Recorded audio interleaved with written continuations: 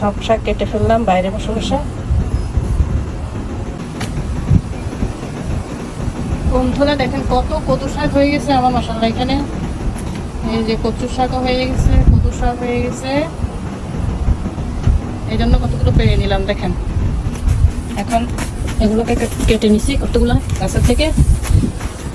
এখন এগুলোকে গাছের থেকে এখন কেটে নিছি। ফ্রেশ ফ্রেশ কদু আর কচু শাক কেটে নিছি, এই যে অনেক।